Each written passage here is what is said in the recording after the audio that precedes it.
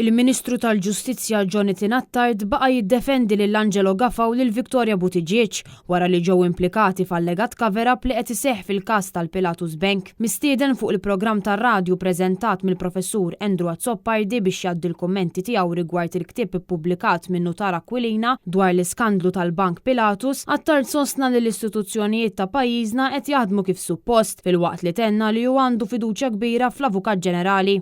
Il-Gvern għandu fiduċja fl-istituzzjonijiet kollha, inkluż ċertament fl-Avukat Ġenerali u l-Kummissarju. Jonathan Attard infexxi attakka lil ġurnalisti hekk kif sqar li l-ġustizzja ma ssirx meta l-ġurnalisti jmorru jiġru għad-domandi. B'kull rispettu, ejja nħallu l-istituzzjonijiet jaħdmu. It-tweġibiet fuq dan il-każ iridu jingħataw fil-fora appożita li hija l-Qorti tal-Ġustizzja tagħna. Mhux f'xi konferenza tal-aħbarijiet jew billi niġru bil-mikrofon wara l-prosekutur ewlieni tal-pajjiż għall-kumment. Dan fil-waqt li saħansitra attakka lil Robert Aquilina xi pubblika ktieb fejn saħaq li l-awtur jistandu intenzjonijiet ulterjuri.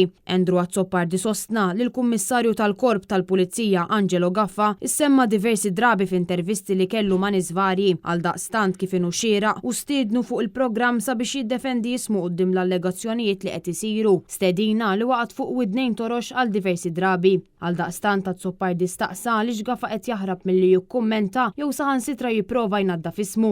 Jiena stedintu, għamiltlu gentle reminder għal darba darbtej u ma ġiex jitkellem. Ġifieri, u jiena ma nistax nifhem kif għandek allegazzjonijiet seri bħal dawk bi provi b'dokumentazzjoni u ma jsirux. Xejn Riolo, Net News.